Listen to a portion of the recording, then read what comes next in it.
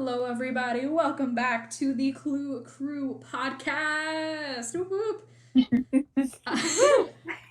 I am here today with Maddie Hello. and Allison.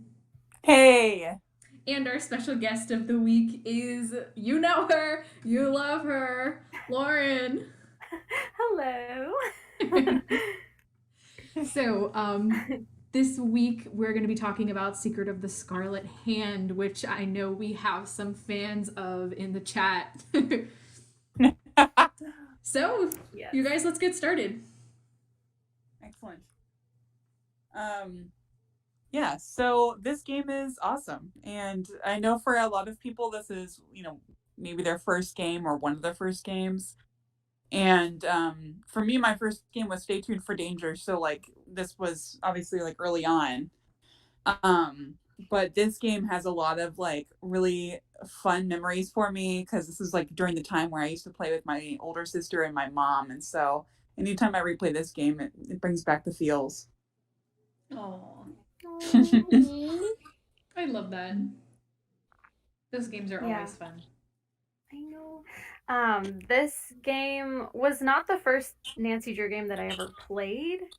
That would be both Message in a Haunted Mansion and Treasure in the Royal Tower because I played them at my friend's house and we did it in one sitting. But this was the first game that I ever owned. Because I remember I went home that day after playing the first two games because I didn't know they existed.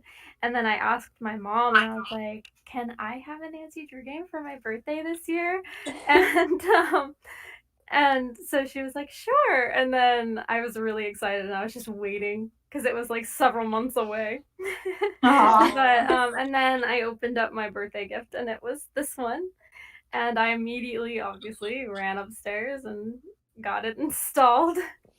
And I had no idea what I was doing. I love it. I actually feel like I played this game a lot later because it wasn't one of the ones that was in stores, which is where I used to get mine. And so I don't know if they still make it anymore or if it is, or at least maybe the hard for the CD versions. I feel like you can't find anymore. So I got it very late. I feel like out of all of them, but it's still one of my favorites. I just think it's really well done, and I just love how immersive everything is, especially with all of the different places and everything that kind of happens in the storyline. I love all the little details included in it. Yeah, for sure. It's kind of weird, I don't remember the first time I played this game, nor do I remember if I played it early in my Nancy Drew career or later. I want to say it was a little bit later actually, but I don't know. I don't remember too much about it, except that initially, I didn't really like this game very much for a lot of years. But probably within the last maybe 6 or 7 years when I've replayed it, I have just come to really appreciate everything about it. As with, all of the earliest games, it still has its flaws, but it's just the storytelling is incredible in this game. Yes. I really do feel like it tells one of the best stories out of arguably the whole series. I would agree. There's just something about the concept of having to collect things that excites me and draws me in so much. Especially, in this one you're having to collect the pieces for the key to open the monolith. How exciting is that? I'm sorry, but I'm getting excited even talking about it. It's just such a cool concept. Right. There's this mysterious monolith that you're gonna get into by the end of the game, and you're just on a scavenger hunt. Oh my god. Anyway. I think this game also does a really good job of the environment. One of my biggest bones to pick with Labyrinth of Lies is that as much as I like that game, I think it's an interesting game. I like the characters in that game, but the museum is bunk. Yeah. And in this game, like I no lie, as a kid would just like reinstall the game, and I wouldn't even play the mystery. I would just go around and look at every single case, go through the entire temple all the way down, and just read every plaque. But I'm also a museum nerd, so Aww. I like got into it, and I love that like everything was very thorough. Like they didn't try to like just skim over it. It felt like a real museum that you would actually go to. Agreed. Yes. I love, because I mean, when you think about it, the museum itself is not very big. Mm-hmm. Like in terms of, in comparison to like other actual museums. Mm-hmm. But I never like thought about it, because there was always something to look at, and there was always something to immerse yourself in. And I thought that I feel like the whole like temple thing, like all the different levels of the temple, I feel like that kind of annoys some people when they play the game. But like for What? me, I thought it was like, it's so cool. And I was like, if I went to an actual museum that had like those kinds of quizzes where I had to go around and find the answers in the exhibit and then run back and finish the quiz so I could unlock the next level and delve deep into a temple, I'd be so over the moon. It is Yeah, literally yeah. It's brilliant. so cool. And I think I made a post. I did make a post about this, but I really appreciate the audio tour part and how we have to go ahead and like reorder some of them, because I have. Oh, sorry. Go ahead. Sorry. Oh no, you're good. No, I was just saying like it was just a really like a good way to kind of get us to listen to the stuff and learn stuff as kids too, and as adults as well. And it just felt like a museum, because a lot of museums have little audio tours where you get your headset and you get to go to different places and listen. And I just thought it was really cool. Yes. One of the few memories I do have of when I was like playing this game for the first time is I remember distinctly going to my grandma and just like explaining the whole concept of this museum because I was so excited about it. I was like, yes, this game takes place at a museum and it has these quizzes, right? So you have to do these mini games and it kind of requires you to learn because and once you know the answers, you get to progress and unlock a whole new area of the museum. I was like so excited about it. And to this day, that's still how I feel about the museum in this game. Like, I would die if this existed in real life. It is like, it's a brilliant strategy. Why isn't, like, there's probably a museum similar to this in design, right? Like, there's gotta be. It's just such a brilliant idea. Yes. Bro, like Hurry Interactive really needs to start consulting museums, because this is a question that we've been like mulling around. Every single museum deals with this, is going, well, how can we be interactive, or how can we make it, kid friendly, or how can we gamify? And like, just play Scarlet Hand. There you go. Boom. Figured it out for you guys. Right? They figured it out in 2001. Seriously. Like I literally want to go and look up and like Google and see if there's some museums that are not too far away. Oh my god! I would legit go and travel to Me a museum if I had the promise of having an experience like that. Road trip. Road trip it up. Oh my god! Seriously, like the most amazing museum idea. I told you I was gonna gush. I freaking love this game. Yes. It just would be such a cool experience. I will say, for some reason, it like does irk me that there are only like one like setup for each station, because I'm like, what if more than one people were trying to access this museum? You would all be cluttered in this tiny area, and like my brain won't let that go, or the fact that you have to climb 50,000 stairs and like it wouldn't be reachable for a lot of the people. Like that's the only, like those two things are the only thing that keep me back from like fully loving the temple. You're right. Honestly though, that is fair. They should have an elevator to make it accessible to everyone. I'm like, where is the elevator? Granted, come on, guys, make it accessible.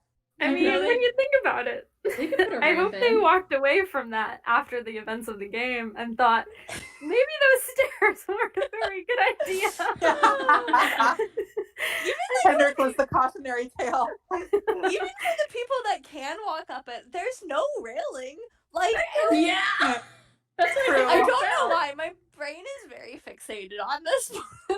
these two things. The liabilities. Yeah. I did think about that the time that I played it this week or last week. I did think about that. There were a lot of stairs, which I mean, I love stairs, and I had a fascination with stairs for some reason when I was a kid. Probably because I didn't live in a house with stairs, and I thought they were really cool. I don't even know, but Yeah. so I liked that when I was younger. But when you think about it, I think one of the things that I really liked about, I know we're talking about Scarlet Hand, but one of the things that I liked about Treasure in the Royal Tower is that you have the option to either use the elevator or the stairs. And I thought that was really cool. Yeah. But yeah, I mean, yeah, the design flaw in the temple is definitely a big thing. But as far as the game itself goes, since it's only, you as Nancy who's going to be going through these at this one time. Yeah, it's definitely like they didn't want to design it. It's, you know what it is? I had one of my residents broke their leg when I was RAing in college, and we don't have elevators in our building, and ever since then, Really? and she would literally crawl up and down the stairs. Oh my She God. didn't want to move because she thought it was too much effort to move all of her stuff to a different place. She also was very hardcore and kept promising that she was not actually phased by this. But ever since witnessing her telling me that she crawls down the stairs every day, now I think that's all I can think about whenever I'm like, oh. Honestly, that's entirely fair because that would keep me up at night, like, oh my God, what are we gonna do about this? Yeah. Yes. Something else that I think is really cool about this game is how, in order to collect all of the pieces, you have to work with Henrik and follow all of his notes. Right? It's just so cool. When Right. you get access to his floppy disk or whatever, what is that thing? Is that a floppy disk or is it something else? It is a floppy disk. Yeah, Yeah, it is. it's just because it's not the same kind of floppy disk that most of the other ones are. For some reason, the card reader can only take that one and not Sunny's. So that's the only reason I was like, is it a different Oh, that's true. thing? I don't know. No idea. But yeah, once you actually get access to all of his notes and you're reading through them and seeing all the research that he's been doing and the pieces are connecting and you're like, oh my God, so this is why he stole the carving. This is what his mission has been this whole time. It's just so cool.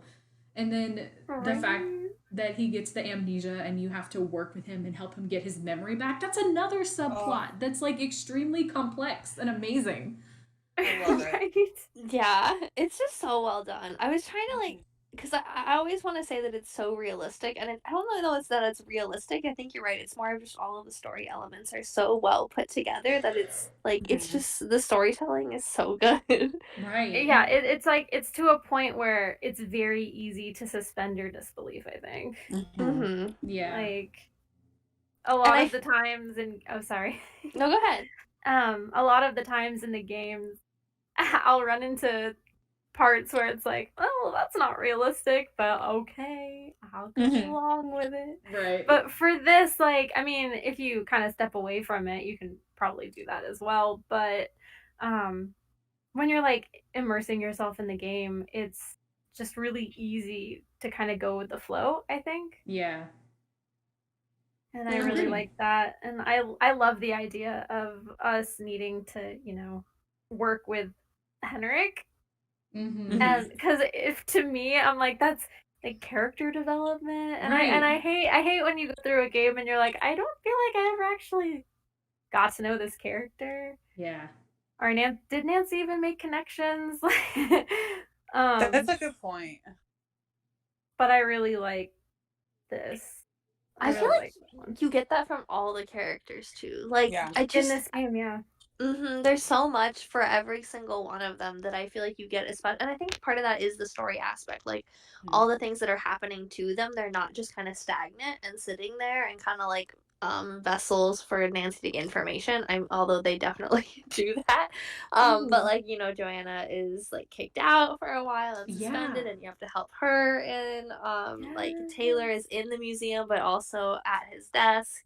And like he kind of leaves, you need to figure out ways to get around him. And then even though Alejandro kind of is there, he's so passionate about Providence and all of this that, like, and he also kind of does the whole like blackmailing subplot kind of to get those documents in the first place. So you have that kind of as a subplot too. Like they all are very fleshed out and have their own motives and things that they're doing, which is just super interesting. Agreed. I also really really like the fact that especially in the beginning when you're going around to meet the characters, it follows kind of a linear storyline in that you go to your checklist, and I mean you start off with Joanna, and then she directs you to Henrik, and then he's like, yeah, I'll help you. There's your checklist over there, your list of assignments or whatever you have to do. And then you go over there and you realize you have to take that document to Alejandro's. Then once you find that, now you have to go and bringing it to him. Like there's a reason to talk to every single one of them in the beginning, and like Taylor Sinclair obviously kind of steps up behind you out of nowhere and then demands that you go see him in his office, so that you're really interested to go see him. Which I didn't do until the second day. He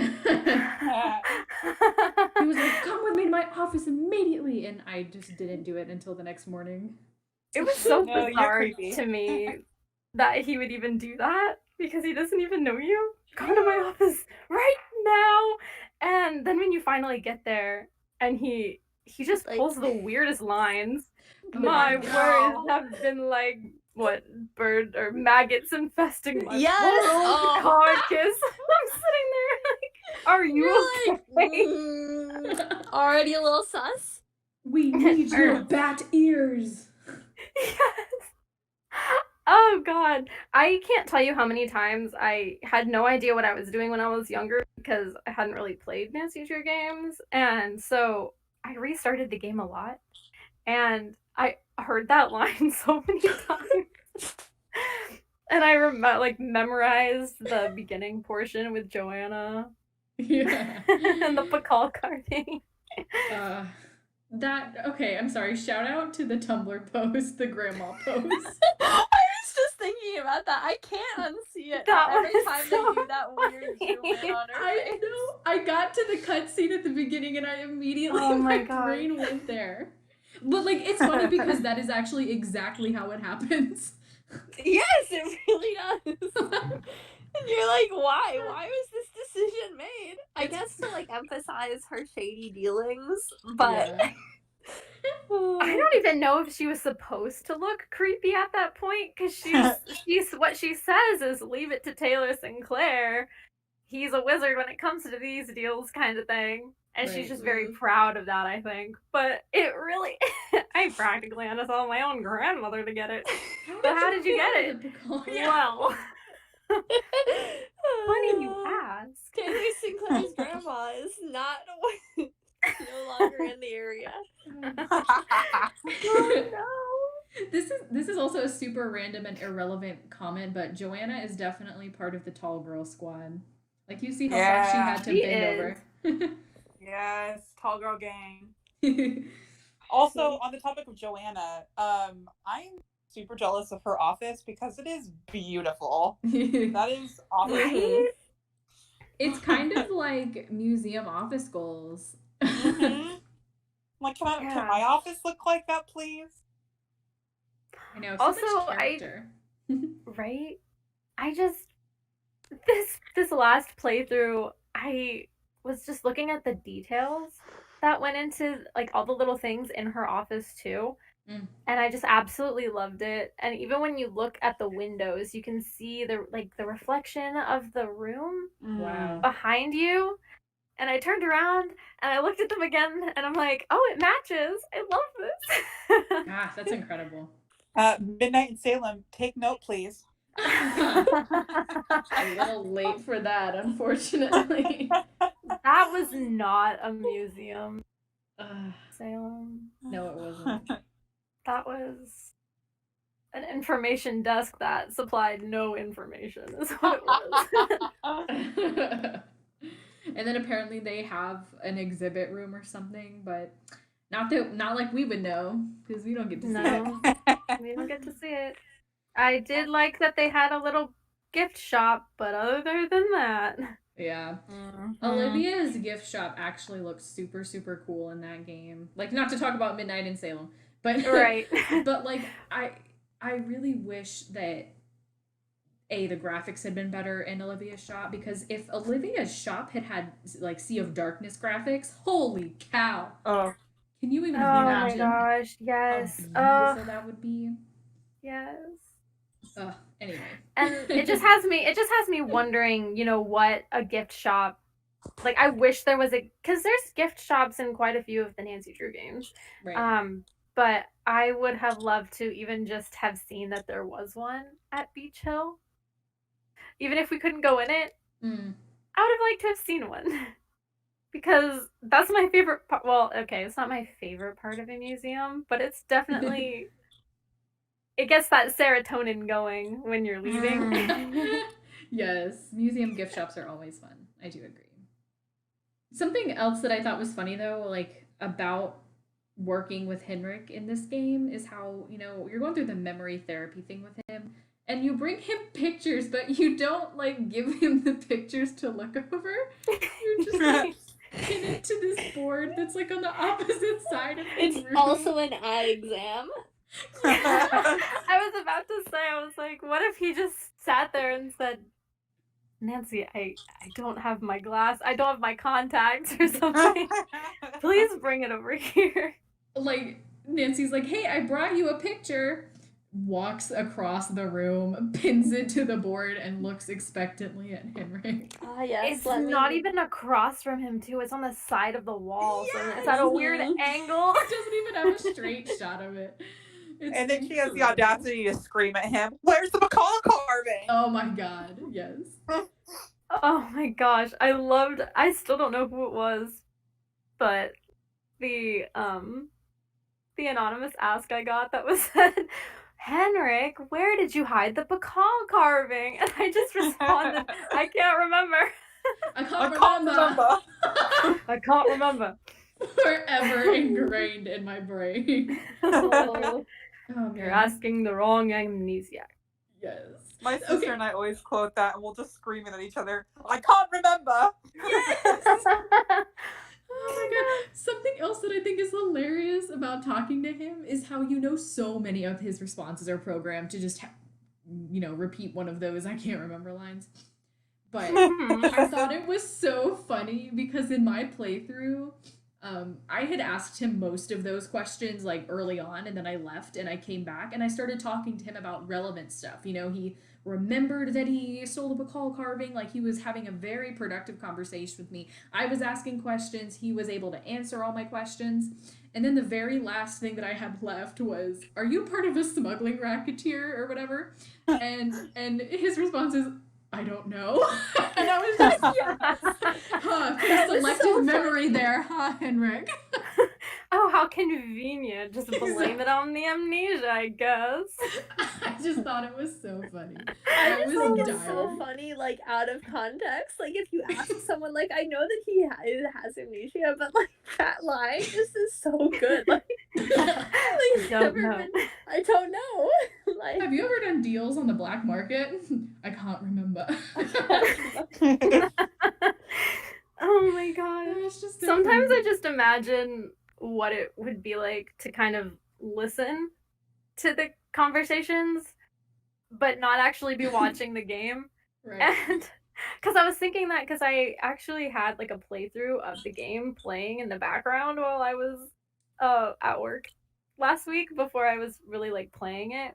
Because I just wanted to listen to it, and it had no commentary, so it was perfect. And it got to those parts, and I'm sitting there thinking, without context, this sounds really odd. Mm-hmm. I love it. I feel like that could apply to a lot of Nancy Drew games. Yeah. Or just a lot of the times where you click on a character and they say, "What's up?" And then you're like, "Bye." Right. So funny. I don't know if you guys ever saw this or not. Oh my god. I hate it too because I think that the uploader took the video down like years ago. So I don't even think it's out there anymore. But back in like 2007 or 8 or something like that, there was this Secret of the Scarlet Hand video that somebody made, and it scarred me forever. Like, I still have it in my brain. They kept using that conversation with Henrik, where, like, the very first one that you have with him, like, I can't remember, and like, that face, he's as familiar as my own feet. You know, like, it kept using that quote in different ways, and I remember one of them, he went, he's as familiar, or no, that face. He's as familiar as my own face. You know, and it was just like that for a while. And then there was a whole segment of Henrik and Taylor's love story. What? And it was like, oh my god. it was the wildest were... video I've ever seen. And there was like a Mission Impossible segment at the end. Like, I swear, you guys, if I could find this video, I would link it to you because it's like permanently in my brain. And I haven't been able to find it ever in years. So I think they took it down, but That sounds tragic. Oh my gosh, so they were like editing the audio? Is that what was going on? yeah, they were like editing the audio and like putting in screenshots and manips and like, you know, like YouTube poop-ish, but not as extreme. Mm-hmm. Oh I God, love those kinds of videos. Oh my weird. god. I kind of want to make one of those. Yes, do it. I feel like it would take forever, but it would be worth it. It probably would take a long time, but it would be fun. Oh man. Oh yeah, and so towards the end of the game, you know, like at least whenever I've played it, it's been the last piece that I get. The one like after Joanna comes back and she's like, "Hey, you know, here's the access code to this box," and it has the last carving piece in it. Mm-hmm. You guys know what I'm talking about. So it's like, why did Joanna give you that access code? Oh, okay, yeah. Am I crazy? Kind of happened kind of randomly. Like, I know she gives you like a brief, like, hey, you know, we're doing blah, blah, blah. We're trying to get back to work as quickly as possible. Here's the access code to this box or something. But it's like, what does she say it's for? Like, does she know that the carving piece is in there? Didn't Henrik say that Joanna gave him the code to that box as well? I think. Oh god, I don't remember. Like, one of my notes mentions like, why did Joanna give that access code to Henrik? So apparently he does mention that at some point in the game because I wrote that note down like as soon as it happened. But I can't Why remember. is she giving the access code to anybody anyway? It's just a box. But it has literally like the important like jade carving piece in it, which I know the shipping manifest kind of tells you it you know, you can connect that with Henrik's notes. But why is Joanna giving people the access code to it? We didn't even ask her. Yeah, like, does she know that it has the carving piece in it? Or is it just like, she's like, hey, there's this random box that has an access code. I know what the code is. Like, I don't know what's in it. Like, why did she want us to open it? I'm so confused. That's an excellent question. I have no idea. Confused. If anybody knows, please enlighten me because it's the one thing that really bothered me on this last playthrough. I was like, what? I don't know. I always just figure she was like, "Can you grab that for me?" But then Nancy's like, "Haha, sucker, just gonna take it for myself." But like, did Joanna know that it was in there?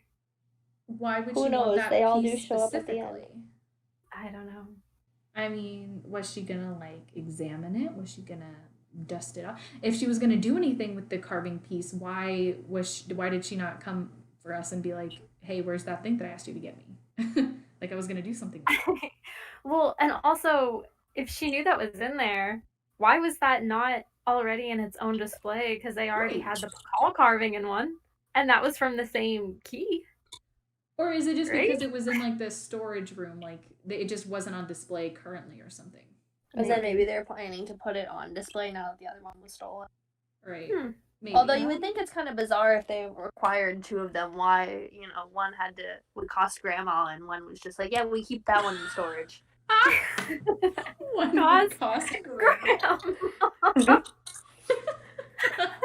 Sorry, grandma. Oh, she's not sorry. No, she isn't. No, she's not. She knows what she did. Joanna was like legit kind of horrible, right? Am I wrong?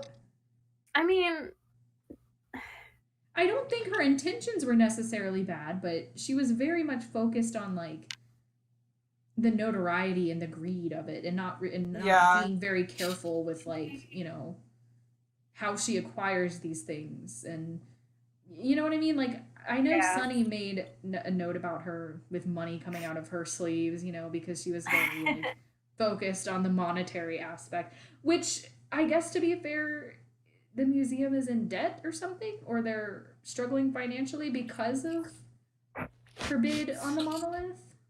I don't know. Yeah, I think she was hoping that if she acquired the monolith, then whatever debt that she had would totally be worth it because they'd gain more money. Right. Having it on display, I guess. And probably because I don't know if she thought that she could like sell it afterwards. I don't know, but I think she probably just thought it would drive enough people that they would make their money back. Mm-hmm. Which, I mean, is fair, but also she's definitely coming from a place of like high privilege where she doesn't feel like she has to think about the morality behind how she does what she does. Right. Which is like fine, but I don't think that's ever really like addressed to her after that.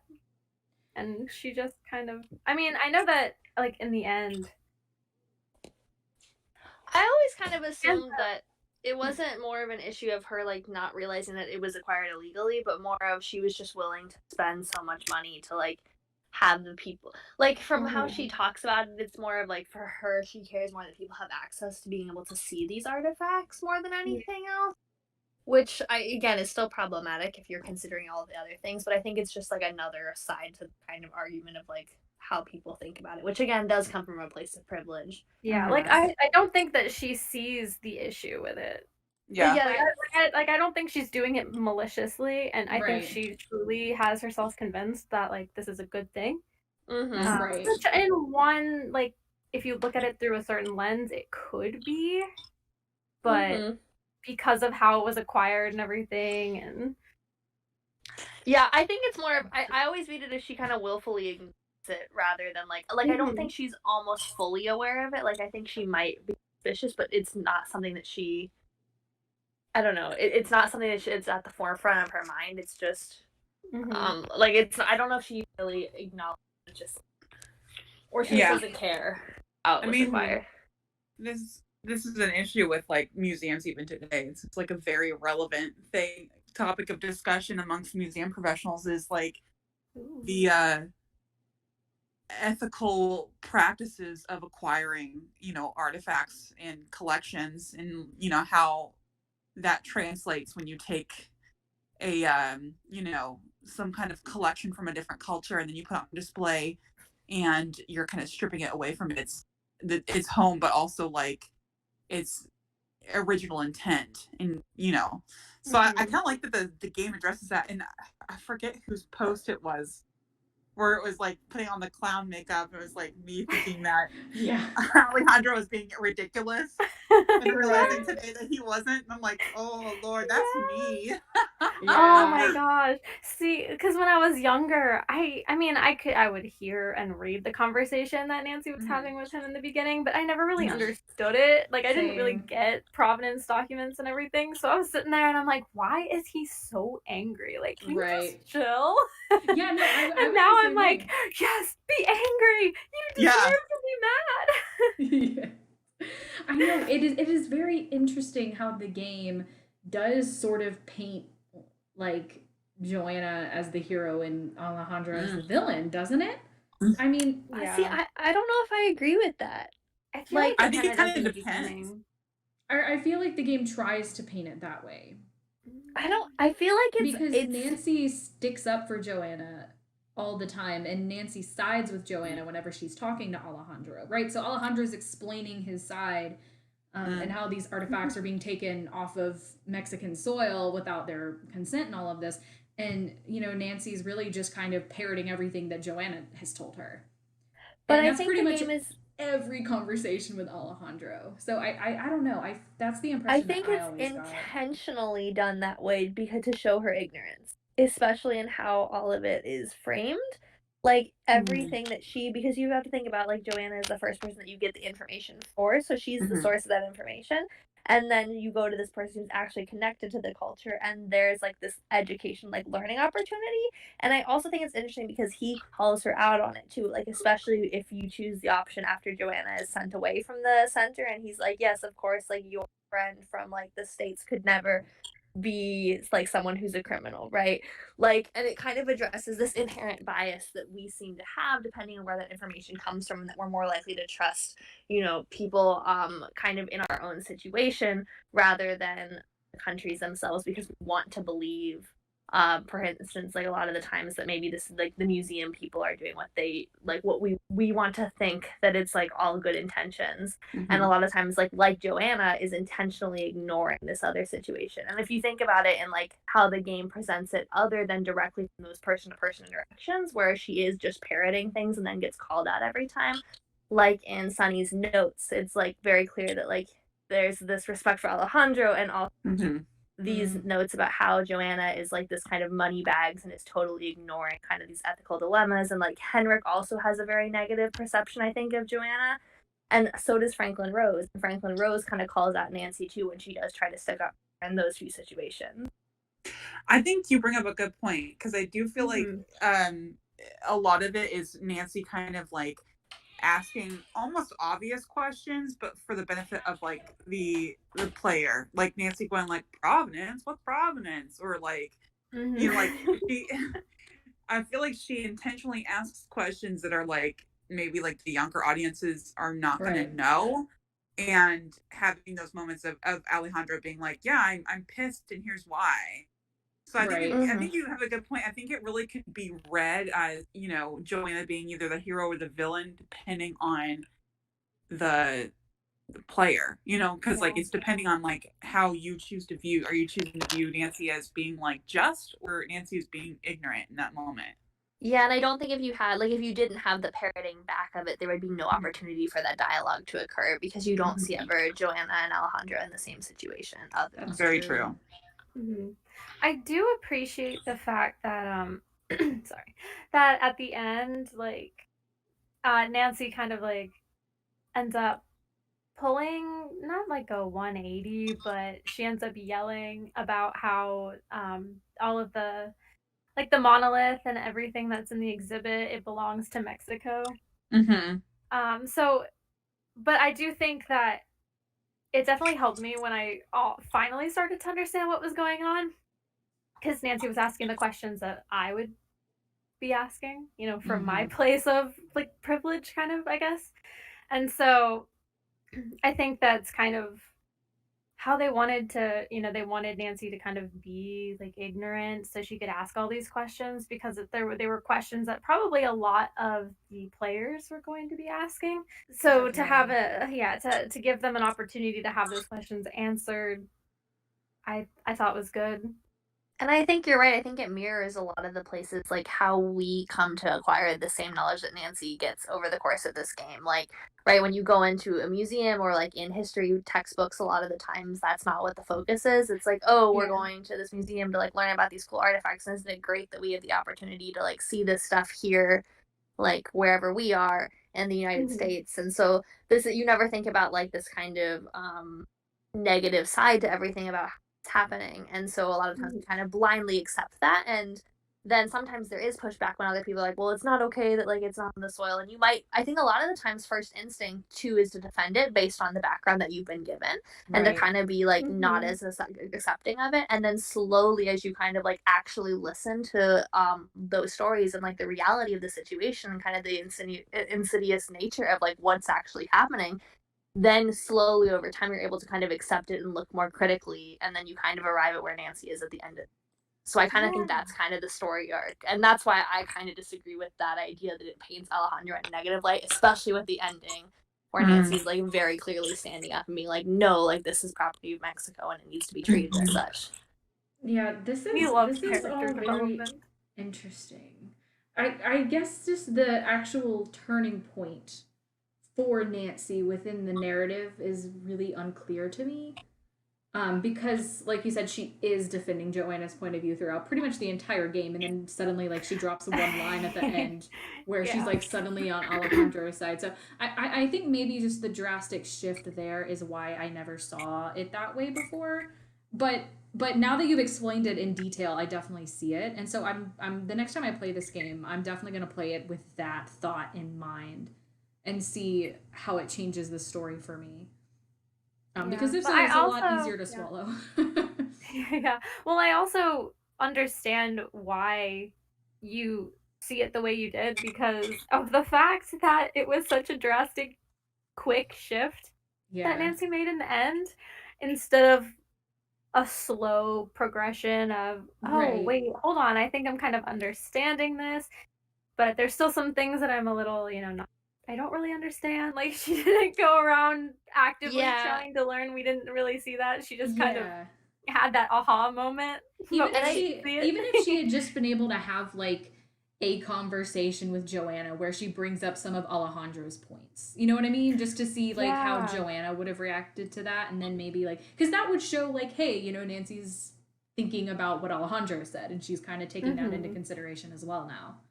Yeah, to be fair though, don't you have kind of that conversation with Taylor? Do you? A couple of times? I feel like, right, because you can call him out how Alejandro views him, and then I feel like you can voice whether or not you think he might be right. And then you also have the conversation with Papi Dada about viewing things as merchandise versus viewing them as like art or a piece of culture. Oh. Right, and so Nancy also kind of has that in terms of that kind of a conversation. But I do agree, it's definitely not as explicit, right? And I think that too is like kind of unfortunately a design of how the game is, and where a lot of the narrative and like conversations are unfortunately weighted towards the beginning rather than the end. It's interesting because I'm normally like very big on picking up on like subtle dialogue things that tell you a lot about the story because I live for that crap. You know what I mean? I'm obsessed with that. But I don't know why. For some reason, it just didn't translate to me in this game. But so I don't know if that's like my own thing, like for whatever reason I just didn't pick up on it, or if it was a design thing, just maybe because of the context of the game. Because this is like a very layered and complex, like mature type of concept to have to introduce and go over in a way that kids are going to understand. So I can see it from that point of view too, how it might be a little bit harder to take this very deep, like I said, complex information and kind of filter it down for the kids that are going to be playing the game. So I see how things might be able to get a little muddy when you're having to translate that through so many layers. Yeah, no, that's tricky. I just think it's funny though how like you do all 3 layers to the temple, right? Like you learn all this stuff and you play the mini games, you take the quizzes, and then they're like, "Well, good job. Your prize is getting to leave." Like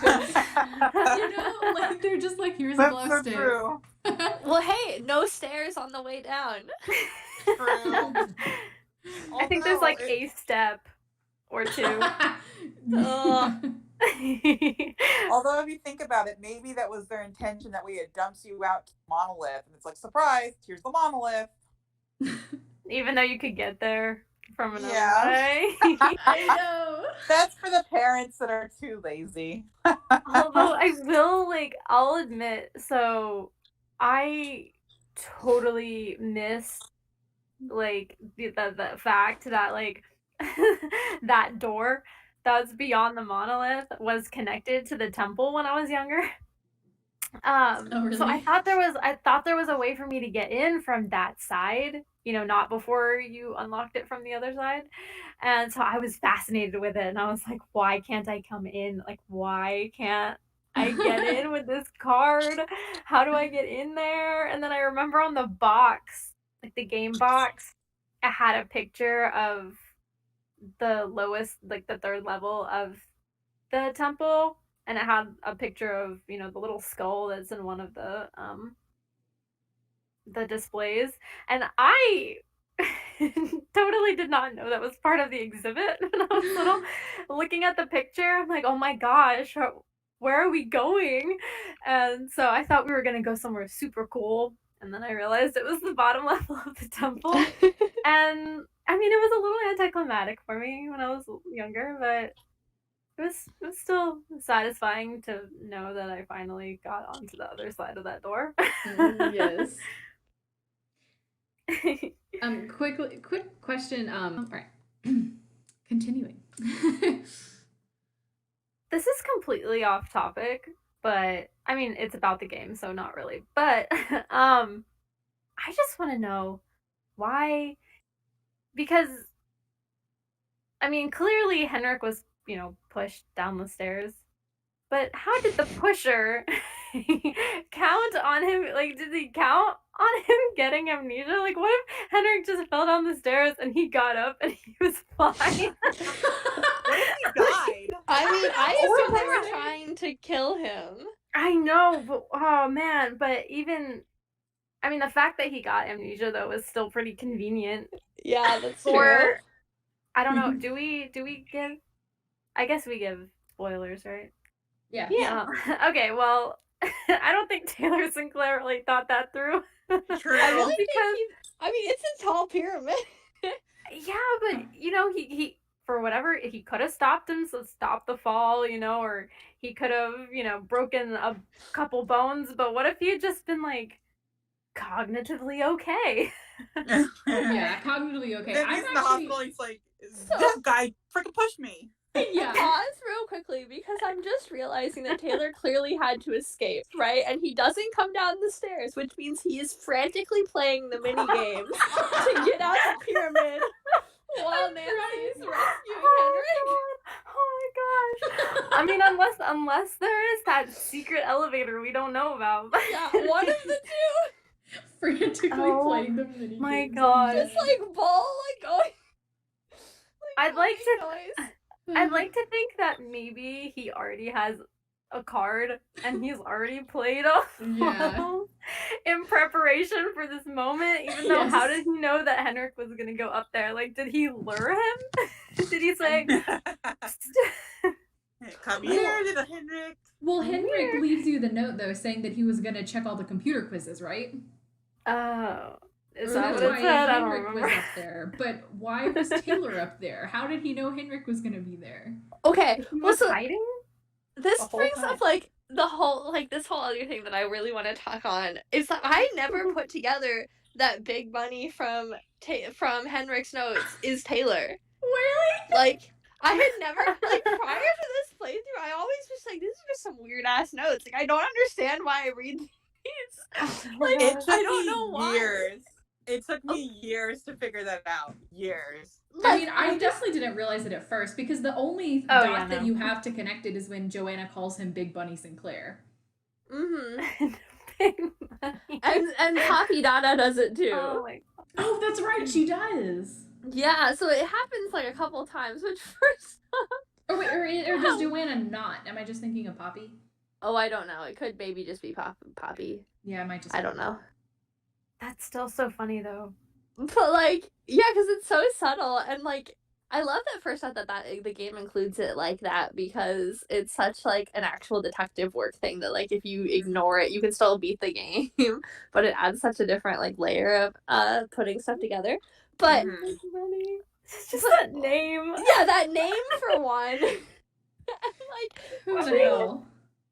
But like, so I want to know their history because it brings up this whole if they like are the are part of a smuggling racket, both of them together, it's not unreasonable to suspect that they regularly met in the museum to talk about it. Ooh, And that's like, true. if they're on top of the monolith bringing it up, and like maybe Henrik confronts him about the situation, and like that's when he gets pushed down the stairs. Yes. I'd like to think that maybe he like hits him with a blunt object first and then pushes him down the stairs just to make sure that he's Yeah. Be 100%. Okay, listen, Yeah. like I am honestly the most impressed by the fact that it did not kill Henrik. Honestly, Yeah, yeah, those are hard steps. Those are not carpeted stairs. That's a big fall. Oh my god. I have fallen Like down Maddie's carpeted stairs and bruised several ribs, so I don't know. And he's Yeah, like 60. dude should be dead. Henrik is like 61. Like, dude, he is incredibly lucky that he only got temporary amnesia, like a very mild case. Right?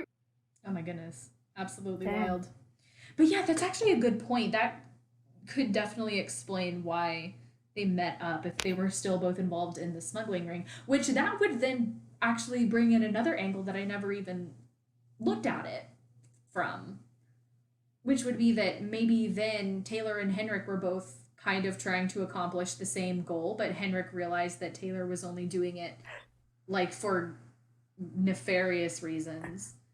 Yeah, that's kind of what I expected, is that there was kind of a back and forth happening. Like, clearly the relationship kind of broke up at some point of like this friendship or whatnot between the two of them. And then if Henrik puts together that it's Taylor, especially if they're both trying to contact like the smugglers for this last piece, there's clearly some kind of back and forth tension about who's going to get there first. Right. This is fucking fascinating. It is. I don't know if I ever thought about it. I don't know why. Especially if you think about the fact that Henrik jumps on board so quickly to where the monolith is, right? Because he knows that someone else is after what's inside of it. Right. So the fact that he joins immediately, like once, especially if it's like from in like Taylor's like location too, it makes sense that he's so willing to immediately need to be there. Right. Wow. I would have loved to have seen some of these things like explored even more, because I always knew about like how Alejandro, like he respects Henrik. Like, he doesn't always agree with him, but they have like this mutual respect with each other. And so I never really thought about like Henrik and Taylor, which is really fascinating to think about. To me, I don't even know why, but I just really love like characters and their individual relationships with each other, and being able to like figure out stuff about that. Like, that's just fascinating to me. Right. And Taylor is just so awful. Ew. Yeah. Honestly, though, Papi Dada is also awful. Yeah. Yeah, she's like my problematic fave. I admire her art movement idea concept, but I hate the way she talks down to you when you first answer the phone. And her actual stance is actually terrible when you look at it. Right. Yeah, after this playthrough, like, I legit had a crush on Papi Dada, like, all through growing up, and then looking back, like, oh no. She ain't it. No, crush killed. That's so sad. The problematic fave. Yeah, I have always hated when people use the word thugs. And Taylor Sinclair uses the word thugs, and that just made me so irrationally angry with him. and then he starts talking about how my people, and I'm like, your people are these suit-clad people who don't care. Like, it's not even your people. These are just the board of directors kind of thing. You know, I'm like, this is not nearly the same thing as what Alejandro was talking about. That is actually his people. He's an Stop Owen of talking. the people. His people are Owens. Oh my god. Oh my gosh. You're 100% correct. I've not even watched enough of Owen on CW Nancy Drew to voice this opinion. This is just my general understanding of him. It's true. Sorry, not to go totally You're left field completely there. correct. I will never stop anyone from bad-mouthing Owen. Same. I'm always here for it. Anyway, I had a note written down here to talk about Prudence's jade carving piece, but I have no idea what I wanted to say about it, so I'm confused. Let's just bless Prudence Rutherford as a whole. Like, what an icon. I also really want the story about her and Franklin Rose judging mine competitions for 3 years in a row. Like, how did that happen? And please give me all the details. That's true. Oh my Topeka gosh. Commission of the Arts. How cultured. How cultured. Oh my god.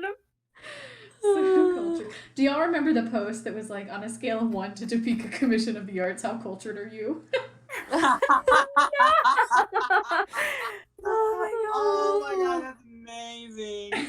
That is brilliant. Oh, so funny. I think something that I really, really love about like the earlier games is how Lonnie Manella like makes her voice higher for Nancy. Yeah. And it's just so memorable. Like even in the beginning where she's like, "Welcome to my latest case, Secret of the Scarlet Hand," and I'm like, I love it. Deception Island though literally has the best one. I don't know what the heck went on with her when she recorded out. Welcome to my latest case. Right, but in the game, I don't think her voice is really that high in the game for Deception Island. So she goes from "Welcome to my latest case" to Katie. Yes, literally. Like you can definitely tell the difference though. Like when you play an older era game and then you immediately follow it up with a new one, you're like, "Wow, Nancy, your voice dropped." Puberty. Mm-hmm. At the age of 18. She's a late bloomer, okay? It's not her fault. Don't judge her.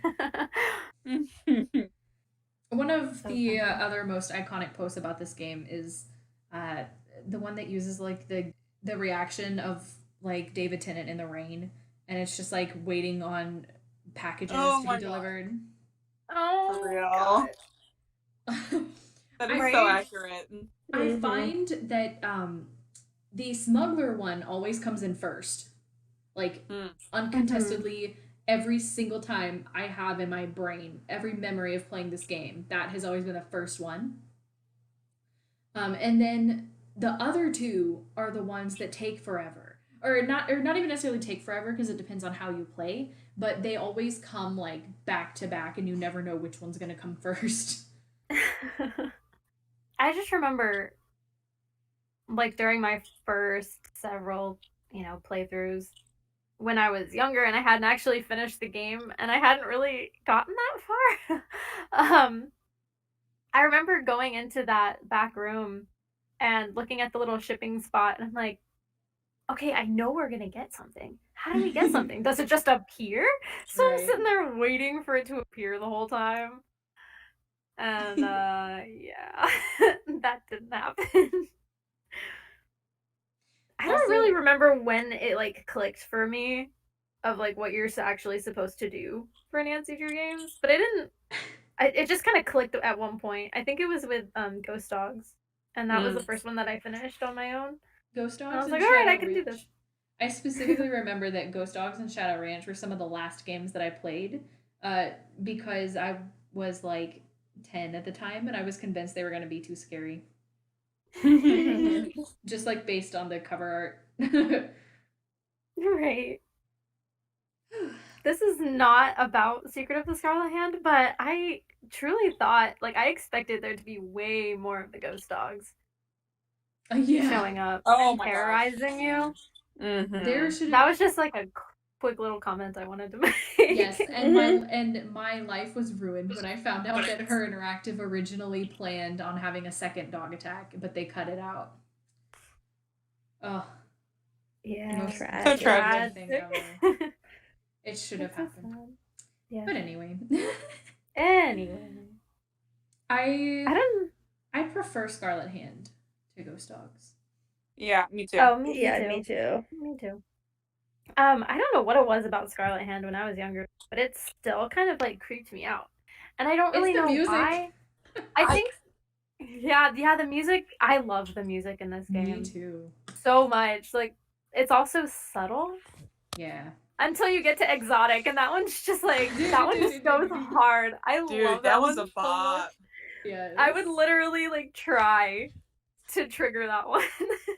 I know. I would say You're that always though, jamming because when this that game starts. is not a scary game, and I for sure was like legitimately on edge when I played this game as a kid. I was always terrified of something happening. I think it's because it's a big museum and you're alone for the most part in it, Yeah. and it's darker. Like it's not very bright in there. There's not like a lot. Or There's not like windows. And then when you go outside, which is not really outside, but it looks like it's nighttime, right.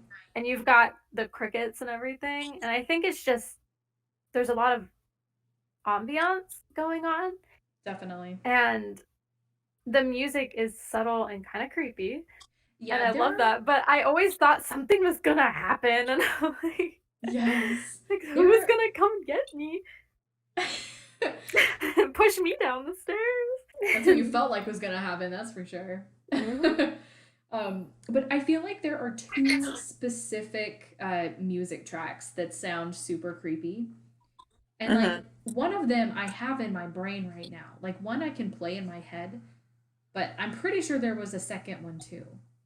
I'm playing them all in my head right now, but I don't. My favorite, I know it's an unpopular opinion because everybody loves Exotic, but my absolute favorite song in this game, I can't remember if it's Henrik or Lab, but it's one or the other.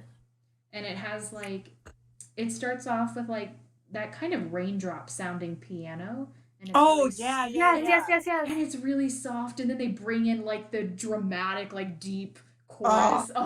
Oh my I know god. exactly what you're yeah. talking about, and that is like one of my favorites too. Like Oh, it's so good. that's probably a contender for like one of my all-time favorite single tracks in the entire series. It is just gorgeous. It's really pretty. I love it. Now I want to like find it and play it. It is so amazing. Yes. I I'm want probably to going to go say listen to maybe it it's after called this. Laboratory, but I can't. I think there's like I think two it's laboratory ones too, though, isn't there? yeah, Or I think it's I could be Lab. wrong. One is called Something like Henrik that. and one is called Lab, and I think the one that I like is Lab, but I'm not positive. Mm. Oh, amazing music Such always. good music. I feel like we say that every week, but you know what? Like this game's It's got some. The true music has though. the games have good music. Yes. Games they just have good music. Like they did not skimp in the music for any of them. Not at all. Like even the games that aren't like my favorite, I still Mhm. love the music. Even Midnight in Salem has some bomb ass tracks. Okay. I Mhm. really like to write to some of those tracks. Like they're nice. What I want But you to also do, know that it wasn't her that made it. yeah. What was it? True. I can't even remember the composer's name. Rick somebody. Like something. Yeah. I have them on my laptop. It's mostly that main theme that I love for Midnight in Salem, like the one that they shared before the game came out. Oh, Ooh, I do like that one. that That one was starts really out good. with like the music box and then it gets all choral. Yeah. Amazing. I like the other one that's like that one, but they have it in a different key and it sounds kind of sad. I like that one Oh too. yeah, I think I know the And one then you're there's this talking about. one, and I don't know if they released the actual names of these tracks yet, so I can't tell you which one I really like. There's one that if you have headphones in, it sounds like there's a heartbeat in the background, and I really like that one. Ooh. What I want to I do don't. is Anyway. you're good, you're good. I want to like rewrite Midnight in Salem.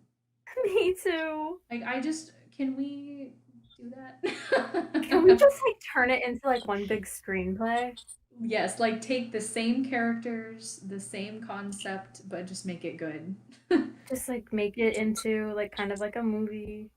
Oh, yes. Let's do it. Make it what it should have been. I could really like I would love to do that with every single game. Not to like make them better, but just to like explore certain aspects of them more Agreed, agreed. and And that like would have character development. I don't know. Like I just feel like that would be really fun to do with every one of these games. It would, and the cool thing about it too is that you'd have varying levels of, like, the games that are really well done would obviously be a lot less narratively divergent. Like, we would keep those pretty much faithful and just expand on, like, smaller things like the character development. But then there'd be other ones that would be like complete rewrites. Right. Oh my gosh. Cool. If I had all the time in the world. I know, right? I could do it. And a way to make money off of it. Right? Ah. Okay, but let me say one thing about Secret of the Scarlet Hand that annoys me so much is that go for it. All of the main, like, phone calls, like, to Prudence and Papi Dada and whatever, like, you can't call them from the museum phone. And it God, I hate that. Crazy. Why do I have to use the hotel phone? What is the reason? I don't know. What is the logical reason? I don't even know what it is about this game, but I don't enjoy making phone calls in this game. Like, I can usually tolerate making phone calls in other games, but I don't particularly enjoy making phone calls in this game. But you're right, though. I'm like, if we have the number, why can't we have the museum phone? So we don't have to travel. Yeah. Because you can call Franklin Rose. Like, let me just call everybody else, too. Exactly. It is a dumb thing.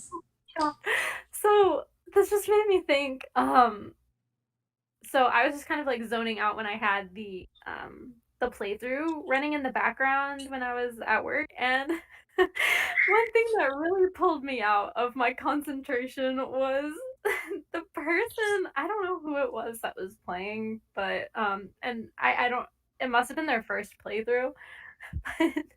They went to go call on the phone in the museum, and they got to the part of, you have no voicemail. Press 9 for an outside line. Oh my gosh. Press 9. They kept trying to dial the number, and I can't understand that message or something like that. I'm like, please. And I just kept doing it. That was the moment I switched to a different playthrough. What's the same one? I was like, oh god. I was like, just read the thing. It says press 9. Just press 9. And I like had to go and like skip forward until they finally got it. They did it so many times. Oh my god. They did that with something else too, and I was like, oh. I was like, I only got an hour. I gotta be speeding through this. I don't have time to dial 50 times. Okay, yeah. I was just playing it in the background, just listening. But oh my gosh, I got to that, and I was like, oh, why are you dialing? Oh no, honey, why are you dialing? And then I realized they were gonna do that at least 5 other times. It's okay. I mean, to be fair, like, I've done that where I've misdialed and, like, didn't realize I couldn't just call. I wasn't, like, able to call from a phone, and, like, I just keep dialing because I'm like, I must have just typed it in wrong. This game is weirdly particular about how you dial the numbers and from where you dial the numbers. Right. But you know what I did in this playthrough is I was going to call Franklin Rose, and I pressed the button to listen to all my voicemails instead of for the outside line. And at that point, I already had every voicemail that you can possibly get in the game. And you can't skip them once you click it. Oof. I was just like, all right, guess I'll get up and go do something else. I can still hear Franklin Rose's voice going, if you want to do a little investigating. Mine is, I was actually, just a couple minutes ago, I was thinking about Franklin Rose's voice, and the one I hear is a Nancy. Yeah. This is Nancy's voice, but the one I always hear is, oops, false alarm. I'll call you later. Like, are you okay? Not a problem here. Not a problem. Nancy, to what do I owe the pleasure of this call? Oops, false alarm. I'll call you later. Nancy, what was that chuckle? All the, like, minor voice actor parts in this game just really, I feel like, go all out. Like you have the phone characters, and then all the people that do the audio tour. Like, Oh, yes. I don't know what it those- is, That but yes, was their gig, you know? Oh my gosh. I have all of those like just locked away in my brain forever. Yes. I could probably I have- recite every single one. Oh my god. See, I have never been super huge on like reading plaques in museums. I usually skim them and just look at the thing. I'm not a big reader. I'm just not. But so I generally... Ceramic bowl. Yes! I was about to say though, like, even though I don't know the full things, like, I can recite at least the opening lines for each. Yep. Yes, Or like the first couple of Ritualized words. bloodletting. Maya scribes. The Tolkien. That's the one. Oh my god. I used to always make fun of that. God. Wait, is that Cook? oh, they really went for it. The Oh my Zolkin. gosh. Oh. I am Lord Bacall.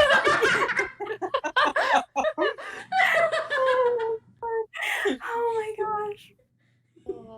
Oh, with local kahal. Thank you. They were in a protracted state of war with local kahals. Like, okay. Oh. The date on this slab. Oh, lordy. The Maya were pantheistic. The Maya ball game. Oh my god. Oh gosh. That's so funny to I'm me. crying. Oh my god, I'm like legit. I'm like overheating. I'm laughing so Me too. I'm hard. like sweating. So Allison, it's something about the way you do it that kills me. You're nailing it. You could totally be an impressionist of Oh my These- gosh. Yeah. these people. Specifically just these audio Just recordings. these audio recordings. And please, could you just do your own version of all of them? Please. Yes. Please do. And upload it. I just You need know how- like a you know video. how- Yeah, you know Yes. how Austin did his little video of like his audition to be in Ghost of Thornton Hall? You should do that Yes. with those and just do all. This is my audition for the voiceover people. Okay, now you're giving me ideas. Please, please, I Please am do begging it. you. Oh my god. The I would date die. on this app uses the Sulkin. Tolkien. The Tolkien. Oh. The Oh Maya my were God. pantheistic. Oh, the pausing. Oh my goodness. Oh Lord Jesus. Whew. Strange supernatural. Oh my dear That is God. excellent. Did the lady who narrated that just enter the chat? I know. Oh my god. I'm so glad that impression that you just did, Lauren, is going to be on a public platform because everybody needs to hear how good that was. It's like when I did my my Deirdre impression that one time. Dude, you literally sound exactly like Deirdre. Like, there's no difference. No difference. I'll have to save that for another day. Yes. I'm literally sweating again. Whew, that's so good though. Oh my god. Those people, I'm like, I hope that they were paid. Right? They deserve everything. They deserve They guy- really do. The They guy were voice, probably like her employees. yeah, I was about to say the guy voice was Robert Riedel. Oh my god, it was. Yeah, We love him. we do. We stand. We stan. Absolutely. We do stan. Robert Riedel, for whatever reason you find our podcast, we appreciate you so much and everything that you gave us.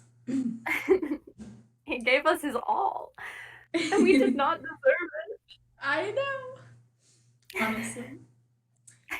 Now that we've like literally started almost every single one voice exhibit.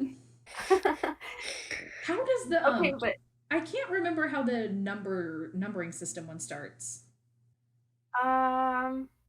wow. You know, I had it and gone. I feel like I think it's definitely the Maya and then something about the numbering system. But I'm pretty sure that's the first two words, but after that I'm lost. The Maya used. Maybe it's like It was like the Maya used. used a unique Oh system of wait, no. Yeah. It was the Maya often used like pictures, something to represent numbers. Yeah. Oh, yeah, That's it. But I don't remember it exactly. Yeah. Archaeologists around the world use it. So funny. While we're on the topic of just exhibits and their exhibits, can we just take a moment, because I know we've all had this conversation before, but just to talk about, maybe not even appreciate that animation in the second level. Thank God. That random. First of all, I hate it. First of all, I hate that they're like showing me his fucking disease. And then they had to do more than just a little, slideshow thing. But then they had to make him start walking and just do that thing where They he went throws all stuff. out. What's the skateboarding part? Like, I don't understand. Okay, I always thought that was like, yeah, he was like skateboarding or something, but I You know what? honestly think just like They the show us fact his that he was disease. moving and then the fog was moving in the other direction, Oh, maybe? No. He was I just have- vibing, guys. He's just vibing. I really like. I saw the staff in his hand, and I really thought he was doing one of those things where he's like using it to like row himself. Yes. Like, I swear he is skateboarding. Like, it just, oh and my like God. pushing himself along with it. But then he's doing this like really hilarious walk, The and I'm like, why aggressive, wasn't like, he's like peaceful. bouncing up and down while he does it? And I'm like, why wasn't he bouncing up and down when we thought he was on a skateboard? Oh Lord. Why did they go so hard for that animation? Like, I Right? don't understand. It does nothing to the plot. Like, there's no reason. I It mean, I serves really just such think- little purpose. Like the only thing I can think of is that it gives you the name of the death god. But it's like, why did That you could have make been a on the whole- wall. Yeah, like why did you make it into a whole movie? I don't understand. I don't know. I think maybe they were really experimenting at the time, and they were like, let's see if we can do some more animation. Hey, you know what? It's like, yeah. They Bob had like over there, an extra he month. made this, and let's just put it into the game. Yeah, they finished the entire game and they had like a month left of production. So they were just like, what else should we work on? Well, I mean, There's they a- had These the last 30 days. which was a lot of animation too. Yeah, it really Joanna was. moving very fluidly. Also, though, the last note on that weird death animation is that on this last playthrough, I walked up to the button, I looked at it, I was about to click it, and I just went, no. You remembered what it did. Yeah, I was like, why would I watch this? I have no reason to watch it. I mean, it literally brings death. Oh, Don't I do want to it. say, I am very proud of myself because after having not played this game in like 4 or 5 years, I still remembered all of the gods and their names. Yes. Like first try, I was just like boom, boom, boom, boom, boom. I actually took I was an anthropology major, so I took a class like that was about Mesoamerican history and archaeology, and super fun, by the way. You were like, And- I got this. Yeah. Well, one of the assignments was we learned like some of like the Mayan hieroglyphs, and there was like a stela, and we had to decipher the stela, And like some of the legitimately some of the glyphs, I was like, oh, I freaking know that. That's water. Or oh, I freaking know that. That's north. And I was like, thank you, Nancy Drew. You're like, So wow, good. I'm like literally Henrik right now. I know. I felt so cool. I also So great. I love how like after like the Scarlet Hand is left and the theft occurs, how you're talking to Joanna and you're like, first of all, after an entire conversation where literally every question you ask her, she's like, go talk to Henrik. He's going to be your guide. Henrik can help you with that. You talk to her and you're like, hey, where's Henrik so that he can translate this glyph? And she gets so bent out of shape. She's like, what the fuck, Nancy? You think I can't translate glyphs? And I'm like, no, you told me to go to Henrik with my stuff. And Henrik is literally on board as your epigrapher. Why would I not go to him? Anyway, so she gets all bent out of shape about it. And then her translation is completely wrong. Yeah, right. It's like, how dare you insult my intelligence? It's, oh my God, what is this? Reed's writing on hand. Yeah. It's a magician suffers yellow death. Like, she don't care. She's like, she ain't gonna know the difference. And then Henrik with amnesia is like, oh, her translation was sloppy as hell. He comes out of his amnesia to go. Oh my god. When during my playthrough, I kept asking her questions and I guess I wasn't at that part. I don't even know. But she was just like, Henrik can help you with that. And then kept saying it, oh, go ask Henrik. And then I asked her where he was, and she was like, oh, he's somewhere. Or no, she goes, who knows? I'm like, Joanna, are you kidding me? Like,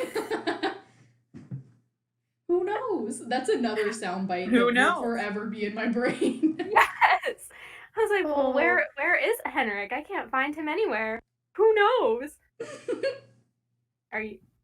Thanks.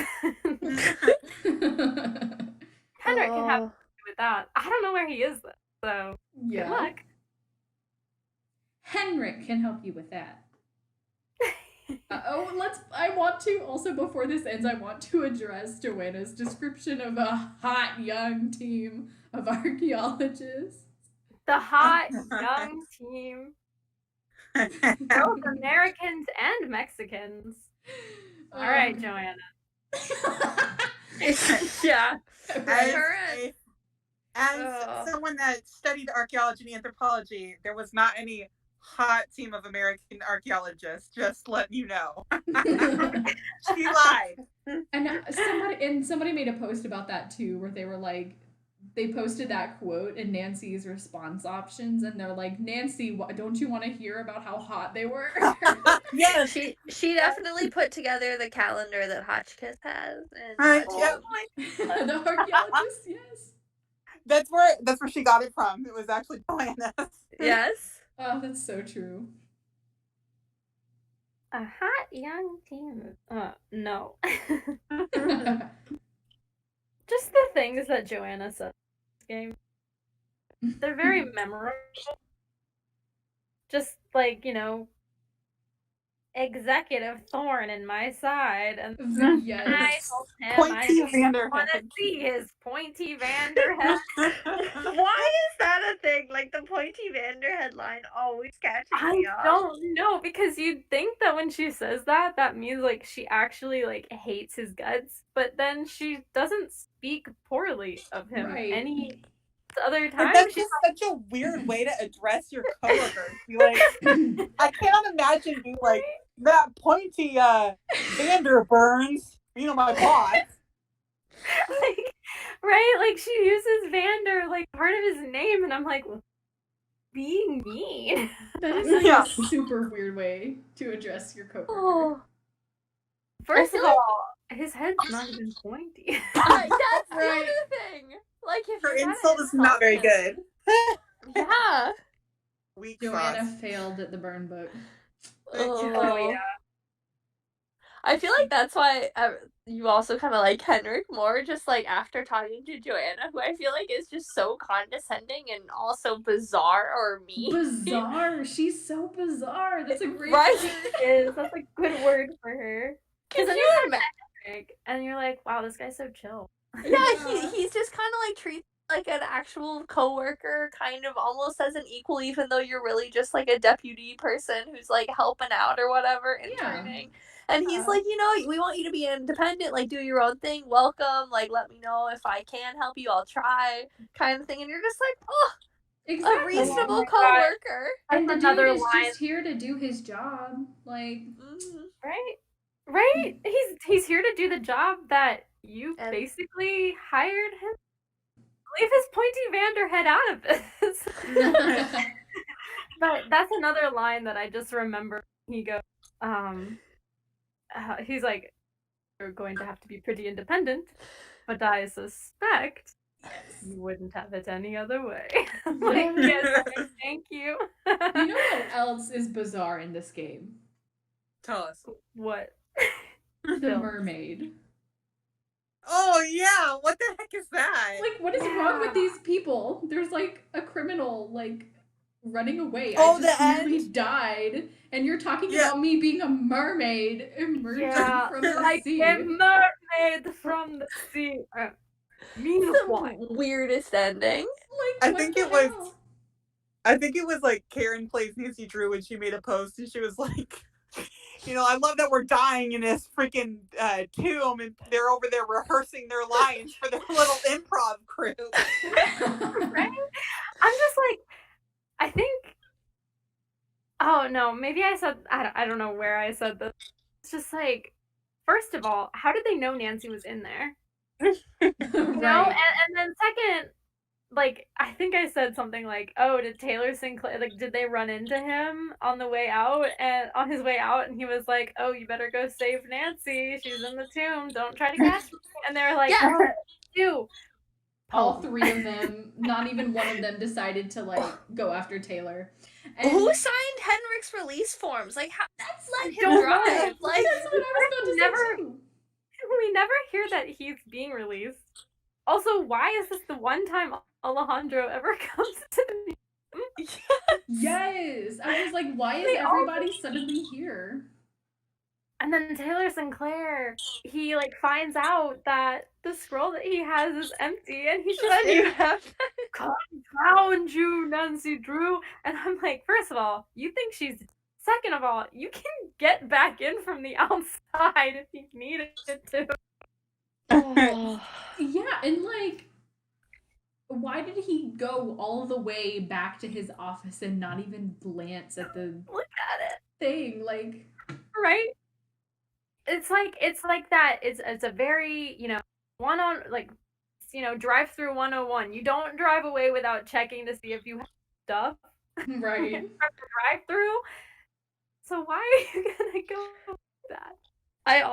someone also made a post too about why the Whisperer died with the key to get out of the monolith inside her mouth. Like, yeah, true. Yeah, I wondered that too. Like, who put it there? I don't know. Did he Also, come in why didn't she break after? herself out of there? Did Pakal come in after, like years later, and be like, "Mwahaha"? Like, You That or it was like hidden in there, and That's she the finally only found it, solution. but for whatever reason, she did not ate have it instead. She was she did just not have use of her hands, and then she suffocated with it in her But mouth. Maddie, she didn't eat it. She just like Oh, sucked on God. it. She A sucked light on it nibble. and just- yeah. Like a midnight snack. It's Yeah, definitely midnight midnight snack. snack. Oh my Like, god! I mean, honestly Yeah, though, she was lacking so much oxygen that she was just like losing her mind at that point. She's like, I'm gonna eat it. Nom nom nom. she found a piece that would help her escape, but she decided that it was a piece of And then candy posed. instead. Posed. I'm not a model. The camera just went off. Oh my god. Well, you know what?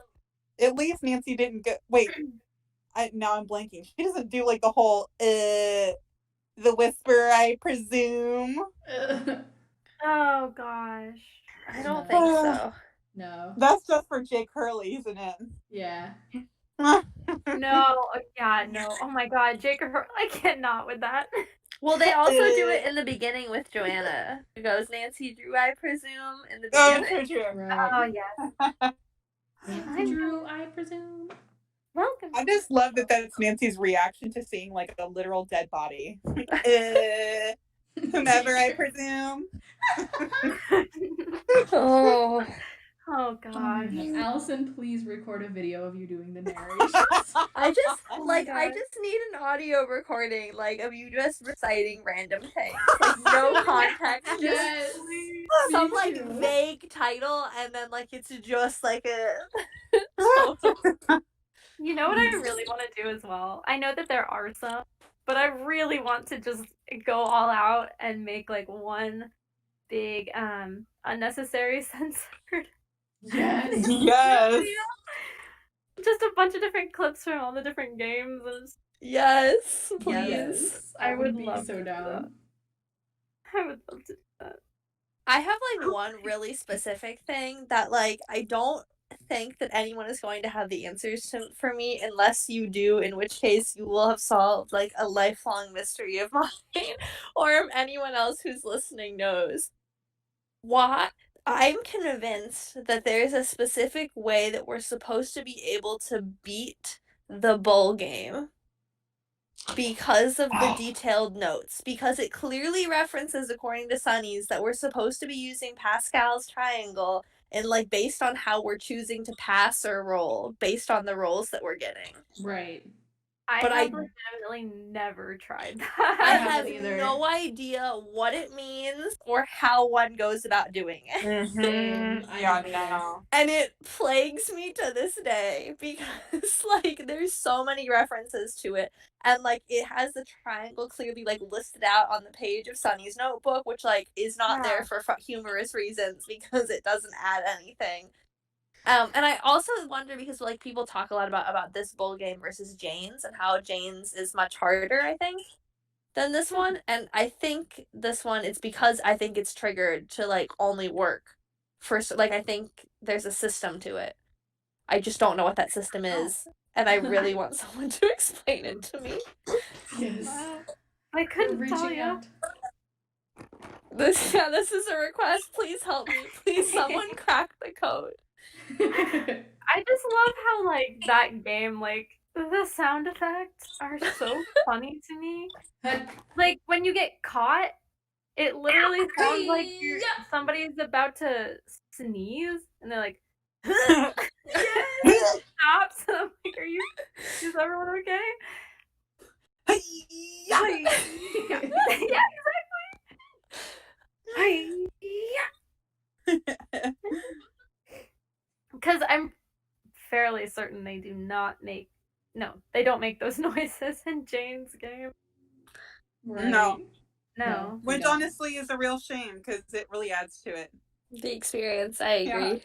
That is, You yeah. need to hear that. You need to hear the.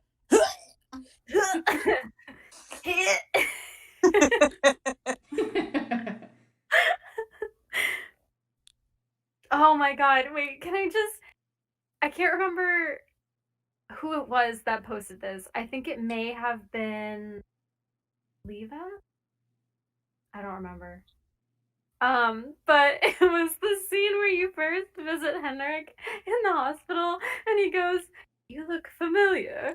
Is it time for my snack?" Yes. And it just happened that the only snack here is you. I was like, thank you. I love it. I don't know what made me think of that just now, but oh my gosh. Also, shout out to Henry Daddle, who is clearly Ned Nickerson in disguise with a mustache. Also, Daddle is like a great last name. It is. It is. Like, damn. Y'all, this is gonna be like the super episode of the podcast because we have been going for an hour and 37 minutes, which exceeds our usual hour and 20 minutes by a significant margin. And in addition to that, I'm not gonna cut anything out except for the parts that are supposed to be Yes, cut good for you, girl. Yeah, I tend to ramble. I've had the best time. This is like fantastic. Yes. It's a great Same. game. It deserves it. It does. I agree. And I also want to give a shout out to Jack's recreation of the museum in The Sims. Oh, I haven't seen that. I don't think I've seen them either. I need to look. Yes, so Detective Catsuit Drew, or Jack, recreated the Temple Museum in The Sims 4, and it looks so good, and I just wanted to give it a shout out. And I think I want to make my own version of that now, if you don't mind, just because it's like... Yes, do it, because I'm obsessed with the Drew house that you made. Girl, so that obsessed took with me that. so long. I believe that. I don't even know how you did it without any like custom content. I was so impressed. I don't do custom content for build buy stuff. Neither do I. Love me some Maxis Match CC for my Sims though. But and I've seen Jack's like other stuff. I loved the Ghost Dogs of Moon Lake one. Yeah, that one was really good too. But I have not seen the temple yet, and I really... Yeah, definitely go look it up, because Jack's version of that is absolutely amazing. Like, Jack so produces like so many cool stuff. We're promoting the hell out of you, my friend. Yes, I love the Jack videos. stands. I love the, yes, we're Jack stands in this house. We yes. I haven't seen all of the videos, but I really down and watch. Yeah, they're so good. Mm-hmm. Also, I think Jack has a really good, just like voice for it. Yeah, I agree. Very like Katie, I think you have the perfect podcast voice. Really? Jack has like the perfect like walkthrough commentary voice. To me. I don't know. I've had some. Yeah, Katie, I think you have a great podcast voice. I've had a couple people tell me that, which is so weird. Like, I've never thought about my voice that much. Although I will say, after I started editing these episodes, it made me realize how much I articulate when I talk. Like, I had no idea. I think that's part of it, but I think it's just like the intonation and everything. Like, weird. It's all good. Well, I started losing internet. Thank you. Okay, on the topic of Bunny Sinclair, and I had not actually. I thought I knew what Oaxaca Gate was, and I did not. Apparently, what? I was traumatized. Like, I knew vaguely what it was, and then Amy actually linked an explanation this time. So thanks for that. Wait, what was? You didn't know? You thought you knew, but you didn't. It was... Oh my god. What did you think it was? I just had like a vague idea about what it was. I didn't know the extent of what it was. Oh no. Okay, yeah, so I was I did not hear what you said. I have no idea what you're talking about. Oaxaca Gate from like 2013 or something. Oh my god. So Oaxaca Gate came out when I like was taking a very brief hiatus because of school, and I was like, okay, I'm gonna peace out for like 3 weeks or a month or whatever. Final season. I don't remember what the time frame is, but all I know is I took a break and I jumped back on Tumblr during Oaxaca Gate, and I went, no, it's too soon. Oh my gosh, I didn't even know that something happened. Do you not know about Oaxaca Gate, Lauren? I don't. Oh, that's good. You've spared yourself. If you want to know, Hotchkiss and Tell, Amy's got it up. got a link explaining it. It might be down Lauren's alley humor-wise. That's true. I just bless your innocence. Oh, it was stripped away. Stripped away during this Clue Crew playthrough. Oh no. Yeah, oh no. It's something. Okay, but even like if that didn't happen, like those cookies are 2 years old. Why are you offering everyone who comes into your office 2-year-old cookies? Because he's trying to kill everybody. We know he's not above it. So creepy. Like, that's so gross. He clearly murdered the couple that had the Oh, 100%. Oh, I know. Amazing. And he tried to kill Henrik too, I'm convinced. That was his goal. Oh, he absolutely did. That's why he pushed He him might down have the tried temple. earlier. It was a miracle that Henrik survived that. There's no way that Sinclair wasn't trying to kill him. Yeah, Sinclair's a psycho. He is a murderer. Oh, Katie. Oh, you're reading Oaxaca Gate? Another one.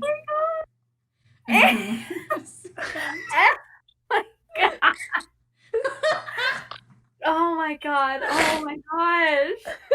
Oh.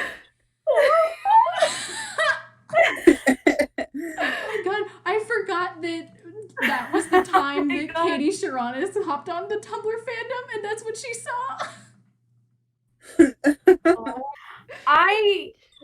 Is it weird that I'm just like very happy to know about this? No, I spent knew so it. long trying to search it when I found like a vague reference to it when I first got on Tumblr. Because I was like, every time I was playing a game, I was going on and like reading everything in the tags and something. There was like an offhand remark, and I was like, this is really weird. And I spent like, I don't know how many hours just because I was like, I want to know what happened. Like, I want to like be included. And like, finally, I just found a post that was like, listen, you just don't want to. Like, it's like, if you don't know, you escaped it, and like, don't look for it. And I finally, like, I had kind of, like, gotten enough so I knew that it was, like, NSFW kind of situation or whatever. And, like, at that point, I'd spent too many hours of my life trying to search it. And I was like, it's okay. I guess I vaguely know the situation about how, like, one of the creators had, like, accidentally found out about all these jokes and, like, thought that's all the Tumblr side of the clip through was.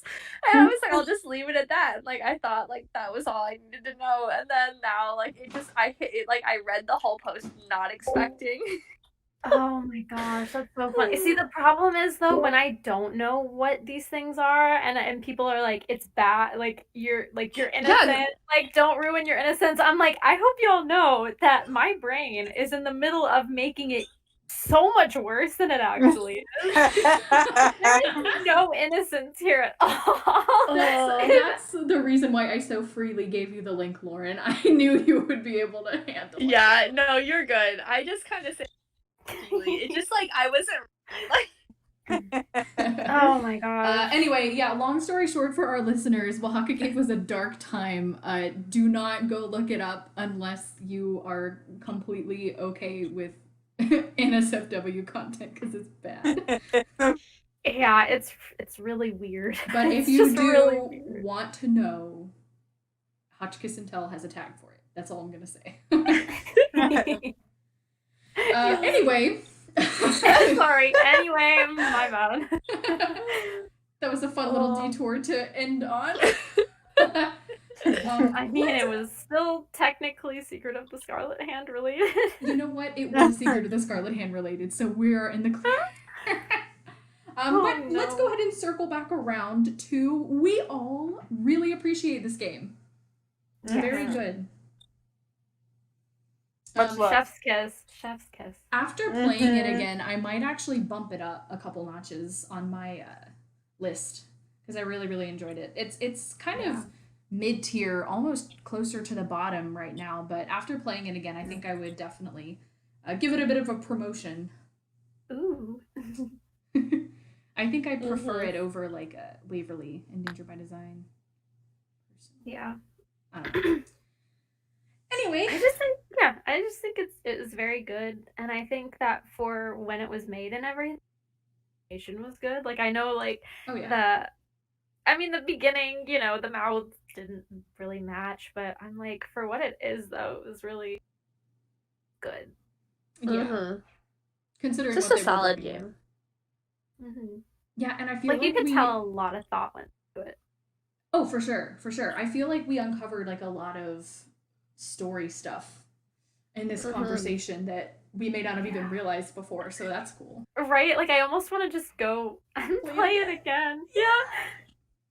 Yeah, I feel like there's just so many little like new things that like it has so much replayability if you start looking through it and like thinking of all the different ways that you can kind of view the different sides of it. Agreed.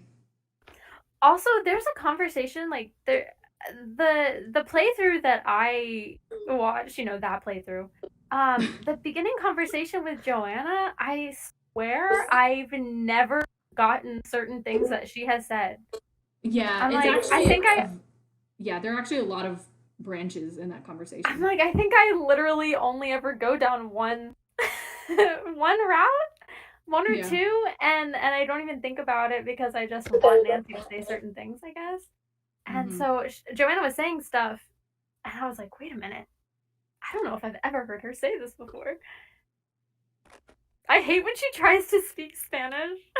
Oh my gosh, so cringy. I will Sarah never. numero uno. Ugh, Ooh. so bad. Oh. Anyway.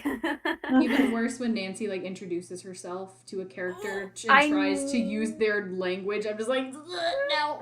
I never make her do it because I hate don't it either. so much. It I makes don't me either. so uncomfortable. I'm like, Nancy, please. It is like such Please. secondhand embarrassment. Like, just use your own language, please. That is clearly the best choice Like, of even action with here. Jacques, like, in Treasure in the Royal Tower, I'm Ugh. like, no. We are just going to say, my name is Nancy Drew. Yeah. Exactly. Oh, I did that accidentally once. This is like just a side apropos of nothing because I took Spanish since I was like 4, I think, and like my brain switches between English and Spanish and I can't switch back easily. Like I'm either in Spanish mode or English mode. And like someone was speaking Spanish next to me, and then like I ended up saying something to them in Spanish, and I clearly like am not Hispanic at all. And I was like, oh my god, I'm sure they're horrified. Like, why is this like? Oh, it was so bad. Like every time she does it in one of these games, it takes me back to that moment because like I didn't process it until like after, and I was like, oh god. Yeah, but I'm sure you pronounced it okay. Yeah, that's true. It It wasn't like it wasn't. Yeah.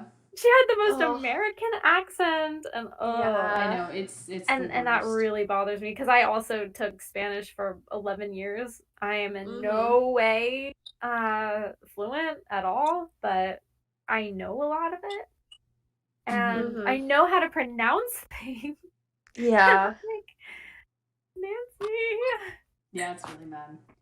It's like me who took 0 years of Spanish, walking up to a Spanish person and trying to introduce myself in Spanish. Like, absolutely not. Absolutely not. Not happening. No. Anyway, hope you guys have enjoyed this 2-hour episode. Sorry, in my mind, we just were having a conversation. I know this. It felt so natural, right? Oh, goodness.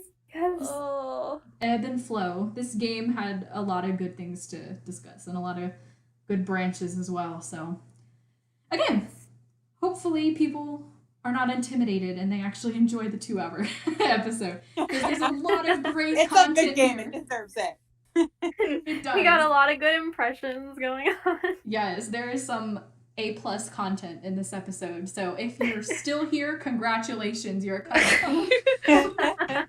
Anyway, thank you guys so much. This has been a blast. Yeah. Yes. Thank you for having me. I really enjoyed this experience. I'm so glad. It was a lot of fun. Like, some great conversations. All right, well, I'm gonna let you guys go. Thank you one more time and have a wonderful night. Yes, good night. Good night. Good night, guys. Bye. Bye. Bye.